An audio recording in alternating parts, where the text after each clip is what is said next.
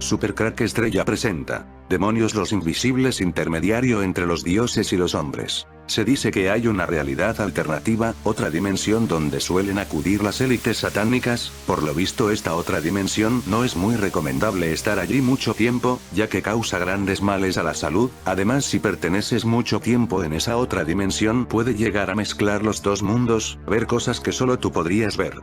Lo que puede llegar a crear un gran caos en la vida de muchos de esta élite, al confundir una realidad con la otra. Con seres que son invisibles en nuestra realidad. Algo de esto nos muestran en la película El imaginario del Dr. Parnassus. Es una película dirigida por Terry Gilliam. La última película de Heath Ledger es muy imaginativa. Desde su historia enigmática y misteriosa que rodeó su producción, The Imaginarium of Dr. Parnassus merece ser debidamente explorado.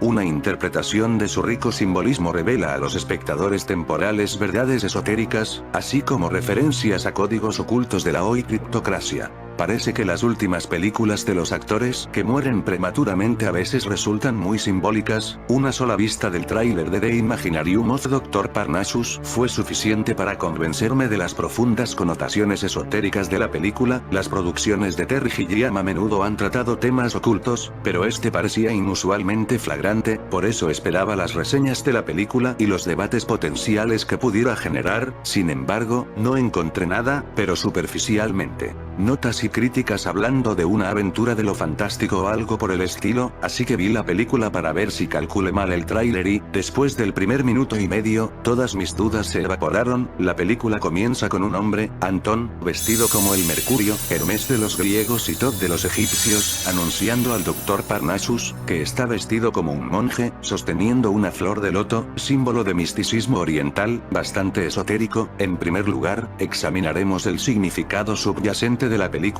y luego con los símbolos extraños relacionados con la muerte de Heath Ledger. La premisa de The Imaginarium of Dr. Parnassus esconde un significado para aquellos que, en palabras de Antón interpretando a Mercurio, tienen ojos para ver y oídos para oír.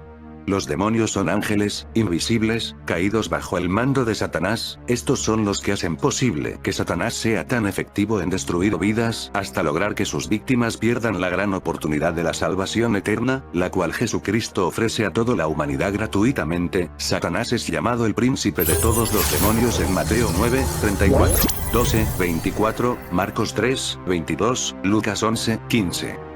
Los demonios son también llamados los ministros, o embajadores de Satanás. Leamos Lucas 4, 35, 9, 1, 42. Juan 10, 21, Satanás es intelectualmente brillante, y administrativamente un genio, tiene una excelente organización, y una planificación detallada, así se menciona en Efesios 6, 10, 12. Por lo demás, hermanos míos, fortaleceos en el Señor, y en el poder de su fuerza, vestíos de toda la armadura de Dios, para que podáis estar firmes contra las acechanzas del diablo, porque no tenemos lucha contra sangre y carne, sino contra principados, contra potestades, contra los gobernadores de las tinieblas de este siglo, contra huestes espirituales de maldad en las regiones celestes. Las regiones celestes en la Biblia es lo que nosotros llamamos el espacio exterior. Aquí es donde se encuentran estos demonios. Por esta razón sabemos que los extraterrestres son los demonios. ¿Quiénes fueron emisarios de Satanás en el pasado? Los filósofos Platón y Aristóteles pensaban que los demonios eran mediadores entre Dios y los hombres, y cito: cada demonio es un ser intermedio entre Dios y el mortal. El hombre no se acerca directamente a Dios, sino que toda la relación y comunicación entre los dioses y los hombres se consigue por la mediación de demonios. Vemos con claridad que Platón, al igual que los Illuminati de hoy, promueven en una forma engañosa, satánica y sobre todo dañina, la adoración a Satanás y sus ángeles, de la misma forma que este famoso filósofo con palabras supuestamente dirigidas a la búsqueda de la razón e intelectualidad. Vemos claramente la introducción de creencias paganas en muchos de sus escritos. Platón, en su tiempo, fue un emisario de Satanás, para introducir a los demonios como buenos. Emisario igual mensajero que se envía para averiguar, comunicar o tratar algo. Su muerte al tocar el tema de la muerte, Cebes y Sócrates, dilucidan que el contrario a ella es la vida, así como lo claro es a lo oscuro, y que solo se trata de la separación del cuerpo del alma. Por lo tanto, el cuerpo queda solo, independiente, al igual que el alma. Esto hace llegar a la conclusión de que nunca hay un final. Si el alma está fusionada con el cuerpo, nunca alcanzará el hombre la verdad, lo que conlleva a un gran círculo interminable. Si no vives no mueres, y para vivir debiste estar muerto. Les parecía ilógico que la muerte sea el final de todo, si ni así sabes no se convencen de la inmortalidad del alma. Viene así el dilema que se encuentran en las aportaciones filosóficas de Platón sobre la resurrección: algún día el hombre revive, y las almas de los muertos revivirán en los vivos, que hay almas buenas que seguirán haciendo el bien, así las malas expedirán el mal. Aquí Sócrates apoya su teoría de que todos tenemos conocimientos al nacer, que no se aprende mientras se vive, sino que se recuerda, al tener experiencias de vidas pasadas y recordarlas. Si se pudiera, no es necesario obtener tantos conocimientos. El alma. Se explicaba que hay dos partes reales, una visible y otra invisible. La invisible está siempre en el mismo sitio, es inmutable, mientras que la visible no es estática. Platón Aportes. Indica que el alma sería como la parte divina y el cuerpo la mortal. Muere el cuerpo, el alma no. Esta va al Hades, dios de los muertos. El alma pura se vuelve invisible, divina, sabia e inmortal y es feliz. El alma impura se vuelve visible y es revivida en otro cuerpo. Sigue narrando: ya casi llegando la hora de su muerte, Sócrates les explica su percepción sobre la Tierra y el mito que hay sobre ella. Dice que vivimos en una concavidad de la Tierra y vemos en el aire un cielo, mas no es así. Por encima de esa concavidad hay otra Tierra, de colores brillantes, con muchos seres vivos, hombres, que viven alrededor del aire, al igual que nosotros alrededor del mar, y otros en el interior de ella, en islas que circundan el aire, cercanas al continente. Es decir, según Sócrates, lo que vemos aquí como el mar, allá es el aire, y lo que vemos aquí como aire, allá es el éter. Según las creencias griegas, el éter era una sustancia brillante que respiraban los dioses. Por lo que, seguía narrando, los que viven allá, no se enferman, viven más y tienen templos donde están los verdaderos dioses. Hay ríos inmensos, con aguas frías y calientes, así como ríos de fuego, en el Tártaro, infierno, una sima que la atraviesa de punta a punta. Confluyen todos esos ríos y vuelven a nacer de allí. Son 4 corrientes: Océano, Aqueronte, Piriflegetonte y Cósito. Allí, dependiendo de la estadía y conducta que has tenido en tierra, se destinan los muertos. Los que llegan a término medio van al Aqueronte y al Tártaro, son arrojados para siempre los que ya no tienen remedio. Este sería el mundo que las élites visitan, del que hablé al principio del video. Este es el mundo que muestra la película The Imaginarium of Dr. Parnassus. The Imaginarium of Dr. Parnassus es un cuento moral fantástico, ambientada en la actualidad. Cuenta la historia del Dr. Parnassus y su extraordinario Imaginarium, un espectáculo itinerante donde los miembros del público tienen la oportunidad irresistible para elegir entre la luz y la alegría o la oscuridad y la tristeza. Bendecido con el extraordinario don de guiar la imaginación de otros, el Dr. Parnassus es maldecido con un oscuro secreto. Hace mucho tiempo que hizo una apuesta con el diablo, el señor Nick, en el que ganó la inmortalidad. Muchos siglos después, conociendo su verdadero amor, Dr. Parnassus hizo otro trato con el diablo: el comercio de su inmortalidad por juventud, a condición de que cuando su primogénito llegue al cumpleaños número 16, él o ella pasaría a ser propiedad del señor Nick. Valentina está acercándose rápidamente a esta mayoría de edad, y el Dr. Parnassus está desesperado por protegerla de su inminente destino. El señor Nick llega a recogerla, pero siempre trata de hacer una apuesta. Renegociando la apuesta, ahora el ganador de Valentina será determinado por el que seduzca a las primeras 5 almas, reclutando una serie de salvajes, personajes cómicos en su viaje. Dr. Parnassus promete la mano de su hija en matrimonio al hombre que le ayude a ganar, en esta cautivadora, explosiva y maravillosamente imaginativa carrera contra el tiempo. Dr. Parnassus deberá luchar para salvar a su hija en un paisaje interminable de obstáculos surrealistas, y deshacer los errores de su pasado una vez por todas. La historia gira en torno a un tema clásico de Fausto, en el que Dr. Parnassus hace varias apuestas con el diablo, interpretado por Tom Waits. Durante toda su vida, mirando profundamente el simbolismo de la historia, el Dr. Parnassus y su espectáculo itinerante son una metáfora de las enseñanzas esotéricas transmitidas a través del tiempo y a través de las escuelas de misterio. Es una manifestación humana de la trayectoria hacia la iluminación de los budistas o el Cristo interior de los gnósticos, al invitar a la gente en el espejo mágico, que los transporta hacia el plano espiritual, donde pueden elegir entre el cumplimiento y la iluminación espiritual, representada por una pirámide o una escalera de mano, dependiendo de la persona, o de la ignorancia y el materialismo, representado por un bar o una mala calidad motel. Dr. Parnassus dice que transmite la historia que sostiene el universo, que es una forma poética de decir que él es el vehículo para las enseñanzas secretas que conducen a la iluminación, él proporciona la ruta de acceso que permite la comunión entre la humanidad y la divinidad. El simbolismo que rodea todo el teatro Parnassus se inspira en las enseñanzas esotéricas de los antiguos egipcios, griegos, budistas y otras escuelas esotéricas. El escenario contiene muchos símbolos ocultos interesantes. Platón era un demonio, intermediario entre los dioses y los hombres. La creencia en los demonios estaba muy extendida en el mundo antiguo, se los consideraba seres más naturales que sobrenaturales, Hesíodo los menciona casualmente. Sócrates describía su inspiración filosófica como la obra de un demonio personal benigno.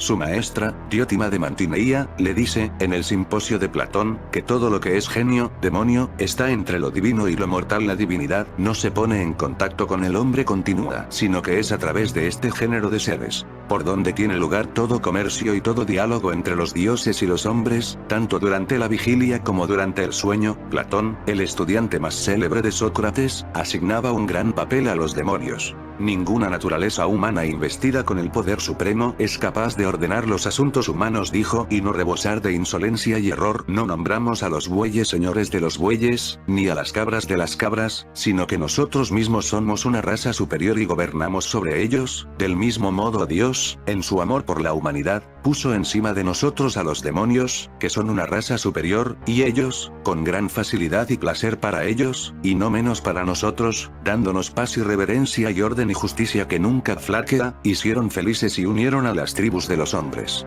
De ninguna manera podemos pensar que todo lo relacionado a los demonios se quedó en el tiempo de Platón o en la historia. El apóstol Juan nos advierte en una J.N. 4:1, amados, no creáis a todo espíritu, sino probad los espíritus si son de Dios, porque muchos falsos profetas han salido por el mundo. Estamos en un tiempo dentro de la historia de la humanidad, donde la actividad demoníaca se ha intensificado, globalizado y diversificado como nunca antes se había visto. Somos nosotros los testigos de la más horrenda y despiadada actividad de los llamados invisibles, y como mejor son conocidos los demonios, el apóstol Pablo nos advierte en la epístola a Timoteo, de esto apóstatas, adoradores de demonios, de hoy, estos son los mismos que tienen grandes empresas y medios de comunicación masiva, y los que con palabrerías positivas y agradables hacen que muchos cristianos débiles y también a los no cristianos, vayan hacia la adoración de demonios sin saberlo. Leamos un Tim. 4:1, pero el Espíritu dice claramente que en los postreros tiempos algunos apostatarán de la fe, escuchando a espíritus engañadores y a doctrinas de demonios. ¿Qué es posesión demoníaca? Posesión demoníaca igual es el término con que se describe el control interno, intermitente o permanente, por un demonio, ángel caído, de las acciones del cuerpo de un ser humano. La libertad sobre su alma permanece en la víctima. Volviendo a la película de Janus, el dios griego de dos cabezas de los dos pilares masónicos y el ojo que todo lo ve, el estadio Dr. Parnassus revela la naturaleza espiritual del teatro. El nombre Parnassus es también una referencia a la iniciación oculta. Su nombre se deriva del monte Parnassus, la montaña sagrada de Dionisos, el dios griego de misterios y ritos religiosos, también conocido como el Baco romano. El monte Parnassus también contenía el famoso oráculo de Delfos, el sitio místico donde la gente podía obtener revelaciones espirituales. Como se señaló anteriormente, la historia del inmortal Dr. Parnassus es análoga a la evolución de los misterios en la historia. Esta historia no fue siempre perfecta, y numerosas influencias han alterado su curso.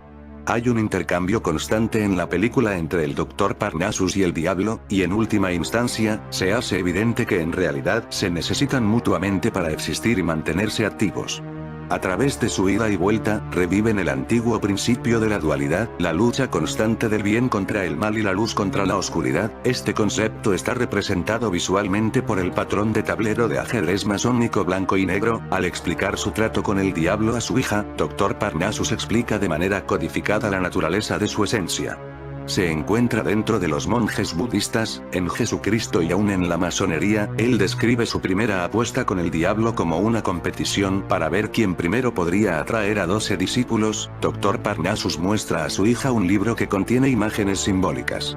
Un patrón de tablero de ajedrez masónico tridimensional lidera el camino hacia el espejo mágico, la puerta de entrada al plano espiritual. La francmasonería empaquetó los antiguos misterios de una manera que sea atractiva a la clase alta. Muertes jóvenes. En una escena espeluznante donde Tony, interpretado por Johnny Depp, guía a una mujer rica a través de su mundo de fantasía, 3 barcos aparecen con las fotos de Rodolfo Valentino, James Dean y la princesa Diana, 3 personalidades que murieron prematuramente. Tony incita a la mujer rica para seguir su camino y embarcarse en una góndola con la cabeza de Anubis, el dios de los muertos.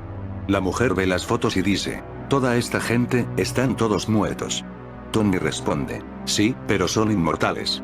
No vas a envejecer o engordar. No se va a enfermar o debilitar. Están más allá del miedo, porque son, por siempre jóvenes. Son los dioses, y usted puede unirse a ellos». Y añade: «Su sacrificio ha de ser puro». Todo esto dicho por Johnny Depp, el actor que sustituirá a Heath Ledger tras su muerte prematura. Lo menos que puedo decir es esto: extraña coincidencia. El significado esotérico de la escena alude a la muerte del hombre viejo con el fin de dar a luz a un nuevo yo espiritualmente. Sin embargo, esta metamorfosis es obtenida a través del autosacrificio y trabajo personal, no por morir joven.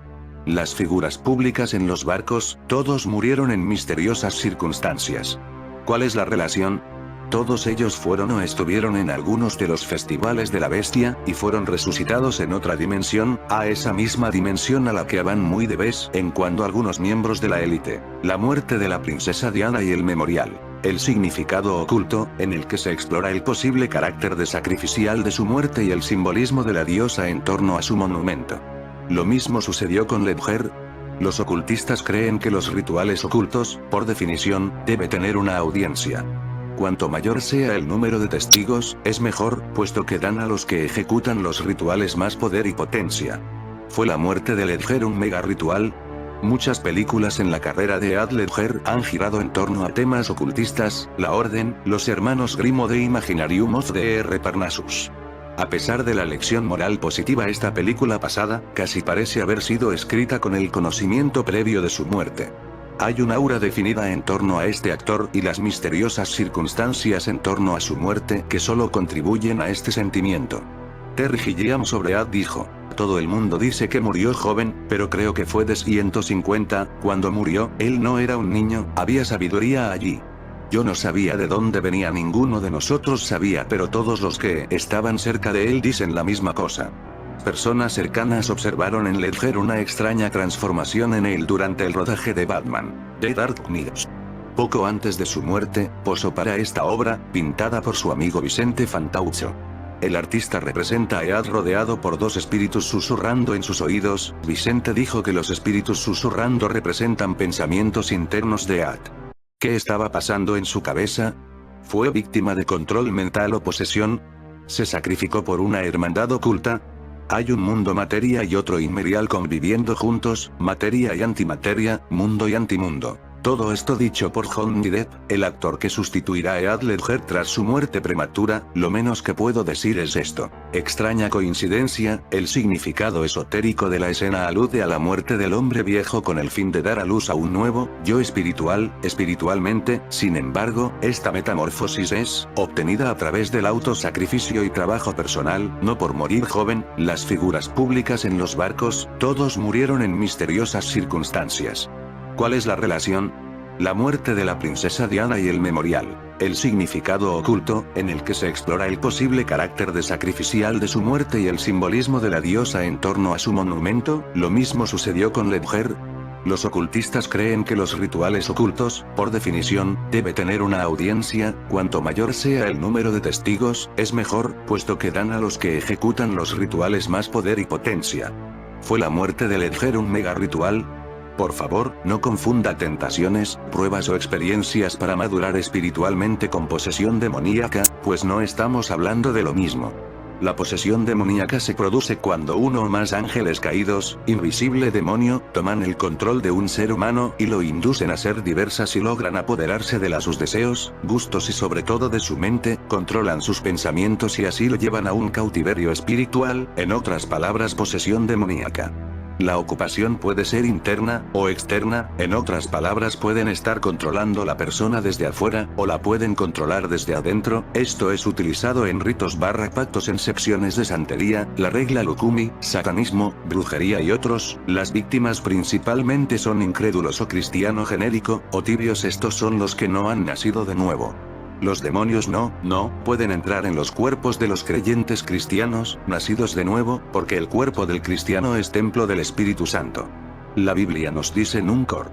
6:19, ¿no sabéis que vuestro cuerpo es templo del Espíritu Santo, que está en vosotros, que tenéis de Dios, y que no sois vuestros? Sobre todo en esto pensad. Efesios 5:15-18. Mirad, pues, con diligencia cómo andéis, no como necios sino como sabios, aprovechando bien el tiempo, porque los días son malos. Por tanto, no seáis insensatos, sino entendidos de cuál sea la voluntad del Señor. No os embriaguéis con vino, en lo cual hay disolución. Antes bien sed llenos del Espíritu. No te dejes engañar. Leamos, 2:11-12. Por esto Dios les envía un poder engañoso, para que crean la mentira, a fin de que sean condenados todos los que no creyeron a la verdad, sino que se complacieron en la injusticia. La actividad demoníaca está hoy día con más fuerza que lo que fue en el pasado, pero pronto vendrá el tiempo profetizado en la Biblia, bien conocido por Satanás y sus ángeles, el día del juicio del trono blanco, y todos ellos estarán delante de aquel que hizo los cielos y la tierra, Elohim Eloah, y serán juzgados Satanás, los demonios, los ángeles encarcelados y todos los seres humanos que no aceptaron a Jesús como Salvador. Este será el fin de toda la actividad satánica y demoníaca. No te dejes engañar. Platón negaba decididamente que los demonios fueran un fuente de mal, y representaba a Eros, el guardián de las pasiones sexuales, como un genio o demonio, no un dios ni mortal ni inmortal, ni bueno ni malo. Pero todos los platonistas posteriores, incluyendo los neoplatonistas que influyeron poderosamente en la filosofía cristiana, sostenían que había algunos demonios buenos y malos. El péndulo iba de un lado a otro. Aristóteles, el famoso discípulo de Platón, consideró seriamente la idea de que los sueños estuvieran escritos por demonios. Plutarco y Porfirio proponían que los demonios, que llenaban el aire superior, venían de la luna. Los primeros padres de la Iglesia, a pesar de haberse empapado del neoplatonismo de la cultura en la que nadaban, deseaban separarse de los sistemas de creencia pagana. Enseñaban que toda la religión pagana consistía en la adoración de demonios y hombres, ambos mal interpretados como dioses. Cuando San Pablo se quejaba, Efesios 6:14, de la maldad en las alturas, no se refería a la corrupción del gobierno, sino a los demonios que vivían allí. Porque nuestra lucha no es contra la carne y la sangre, sino contra los principados, contra las potestades, contra los dominadores de este mundo tenebroso, contra los espíritus del mal que están en las alturas. Desde el principio se pretendió que los demonios eran mucho más que una mera metáfora poética del mal en el corazón de los hombres. A San Agustín le afligían los demonios.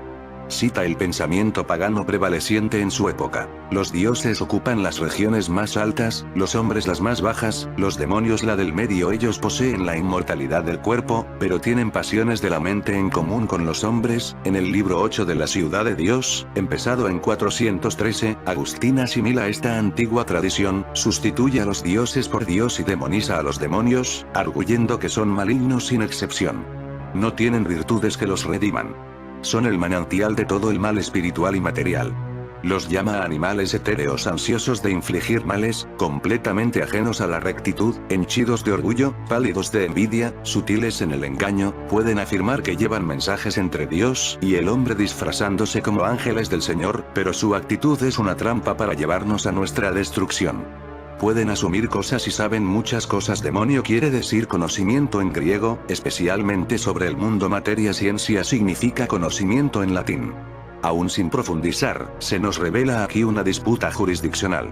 Por inteligentes que sean, su caridad es deficiente, atacan las mentes cautivas y burladas de los hombres, escribió Tertuliano Morán en El aire, tienen a las estrellas por vecinas y comercian con las nubes. En el siglo XI, el influyente teólogo bizantino, filósofo y turbio político Miguel Sellus, describía a los demonios con estas palabras: esos animales existen en nuestra propia vida, que está llena de pasiones, porque están presentes de manera abundante en ellas y su lugar de residencia es la materia, como lo es su rango y grado.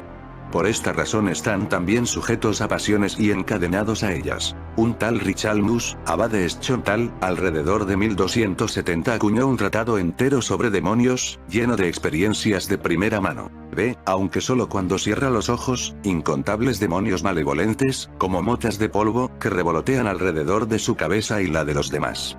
A pesar de las olas sucesivas de puntos de vista racionalista, persa, judío, cristiano y musulmán, a pesar del fermento revolucionario social, político y filosófico, la existencia, gran parte del carácter e incluso el nombre de los demonios se mantuvo inalterable desde Hesíodo hasta las cruzadas. Los demonios, los poderes del aire, bajan de los cielos y mantienen ayuntamiento sexual ilícito con las mujeres. Agustín creía que las brujas eran fruto de esas uniones prohibidas. En la Edad Media, como en la Antigüedad clásica, casi todo el mundo creía esas historias.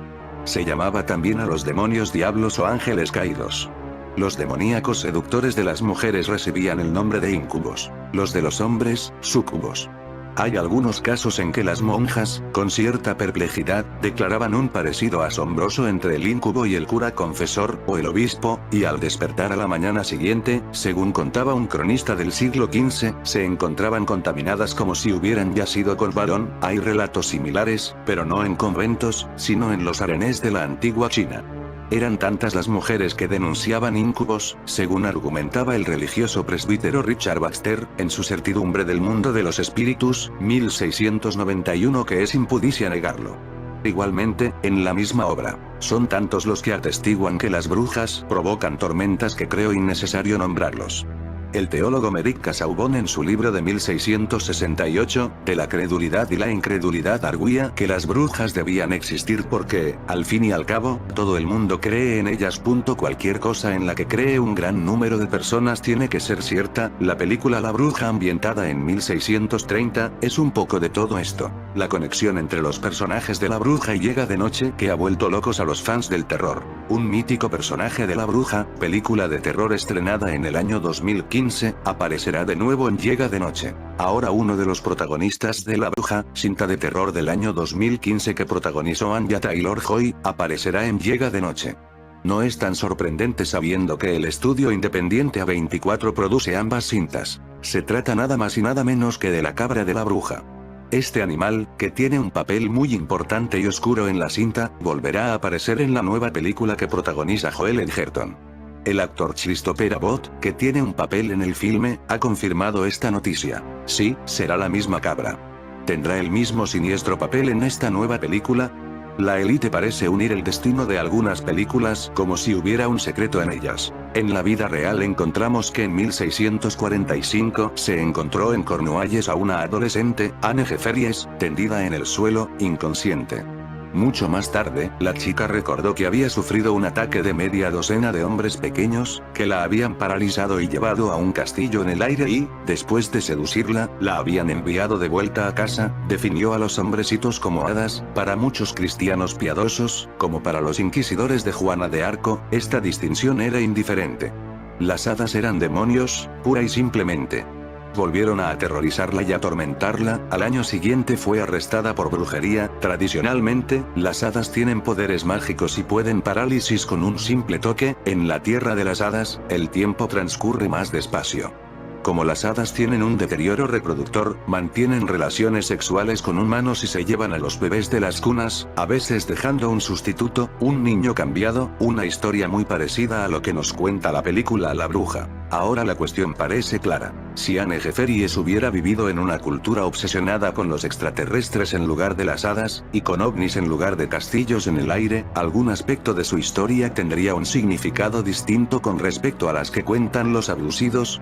En su libro de 1982, El terror que se presenta por la noche, un estudio centrado de la experiencia de tradiciones de amenazas sobrenaturales, David Ford describe el caso de un ejecutivo con educación universitaria de poco más de 30 años que recordaba haber pasado un verano en casa de su tía cuando era adolescente. Una noche vio que se movían unas luces misteriosas en el puerto, a continuación se durmió, desde la cama vio una figura blanca y resplandeciente que subía a la escalera. Entró en su habitación, se detuvo, y luego dijo, con muy poca inspiración, me parece. Eso es linóleo. Algunas noches, la figura era una vieja. Otras, un elefante. A veces el hombre estaba convencido de que todo era un sueño. Otras veces estaba seguro de que estaba despierto, se quedaba hundido en la cama, paralizado, incapaz de moverse o de gritar. Le palpitaba el corazón. Le costaba respirar. Le ocurrieron acontecimientos similares en muchas noches consecutivas. ¿Qué ocurre aquí? Esos ocurrieron antes de que se describieran ampliamente las abducciones por extraterrestres. De haber sabido algo de ellas, le habría puesto una cabeza más larga y unos ojos más grandes a la vieja. En varios pasajes famosos de historia de la decadencia y ruina del Imperio Romano, Edward Gibbon describía el equilibrio entre credulidad y escepticismo a finales de la Antigüedad clásica. La credulidad ocupaba el lugar de la fe. Se permitía que el fanatismo asumiera el lenguaje de la inspiración y se atribuían los efectos de accidente o ingenio a causas sobrenaturales.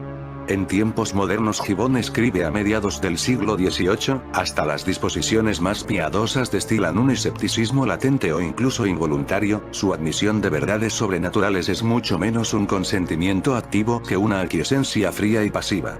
Acostumbrada desde tiempo atrás a observar y respetar el orden invariable de la naturaleza, nuestra razón, o al menos nuestra imaginación, no está suficientemente preparada para sostener la acción visible de la deidad, pero en las primeras eras del cristianismo, la situación de la humanidad era absolutamente diferente. Los más curiosos, o los más crédulos entre los paganos, se veían convencidos a menudo de entrar en una sociedad que hacía una afirmación real de los poderes milagrosos. Los cristianos primitivos pisaban perpetuamente un terreno místico y ejercitaban la mente con el hábito de creer los acontecimientos más extraordinarios. Sentían, o así les parecía, que los atacaban demonios incesantemente por todas partes, que las visiones los reconfortaban y las profecías los instruían, y se veían sorprendentemente liberados de peligro, enfermedad y de la propia muerte a través de las súplicas de la Iglesia. Tenían el firme convencimiento de que el aire que respiraban está poblado de enemigos invisibles, de innumerables demonios que aprovechaban toda ocasión, y asumían todas las formas, para aterrorizar y, por encima de todo, tentar su virtud desprotegida. Engañaban a la imaginación, e incluso a los sentidos, con las ilusiones del fanatismo desordenado. Y el ermitaño, cuya oración de medianoche se veía apagada por el sueño involuntario, podía confundir fácilmente los fantasmas de terror o maravilla que habían ocupado sus sueños de noche y despierto. La práctica de la superstición es tan apropiada para la multitud que, si se los despierta por la fuerza, aún lamentan la pérdida de su agradable visión. Su amor por lo maravilloso y sobrenatural, su curiosidad con miras a acontecimientos futuros y su fuerte propensión a ampliar sus esperanzas y temores más allá de los límites de mundo visible, fueron las principales causas que favorecieron el establecimiento del politeísmo. Tan apremiante es la necesidad del vulgo de creer que la caída de cualquier sistema de mitología será sucedida probablemente por la introducción de algún otro modo de superstición. Dejemos de lado el esnovismo social de Gibbon. El diablo también atormentaba a las clases altas, e incluso un rey de Inglaterra, Jacobo I, el primer monarca Estuardo, escribió un libro crédulo y supersticioso sobre demonios, Daemonologie, 1597, también fue el mecenas de la gran traducción al inglés de la Biblia que todavía lleva su nombre. El rey Jacobo opinaba que el tabaco era la semilla del diablo, y una serie de brujas se pusieron al descubierto por adicción a esta droga. Pero en 1628, Jacobo se había convertido en un perfecto escéptico, principalmente porque se había descubierto que algunos adolescentes simulaban estar poseídos por el demonio y de este modo habían acusado de brujería a personas inocentes. Si pensamos que el escepticismo que según Gibbon caracterizaba a su época ha declinado en la nuestra, y aunque quede un poco de la gran credulidad que atribuye al final de la época clásica, no es normal que algo parecido a los demonios encuentre un destacado lugar en la cultura popular del presente. Desde luego, como se apresuran a recordarme los entusiastas de las visitas extraterrestres, hay otra interpretación de esos paralelos históricos. Los extraterrestres, dicen, siempre nos han visitado para fisgonear, robarnos esperma, óvulos y fecundarnos. En tiempos antiguos los reconocíamos como dioses, demonios, hadas o espíritus. Solo ahora hemos llegado a entender que lo que nos acechaba durante tantos siglos eran extraterrestres. Jacques Vallée ha planteado estos argumentos, pero entonces ¿por qué prácticamente no hay informes de platillos volantes antes de 1947? ¿Por qué este experimento genético, cualquiera que sea su objetivo, no se ha completado hasta ahora, miles de años o más después de haber sido iniciado por criaturas con un nivel tecnológico supuestamente superior? ¿Por qué nos preocupa tanto si el fin de su programa de reproducción es mejorar nuestras capacidades? Estos lagartos están detrás de las sociedades secretas como los masones y los Illuminati. Su objetivo sería apoderarse del control mundial, para implantar el nuevo orden mundial. Antes de eso, prepararían el llamado Proyecto Blue Beam, la falsa invasión extraterrestre. Con este macabro plan, todas las religiones del mundo formarían una sola, controlado por la élite reptiliana. En fin amigos de Supercrack Estrella, si el video te gustó pulgar arriba.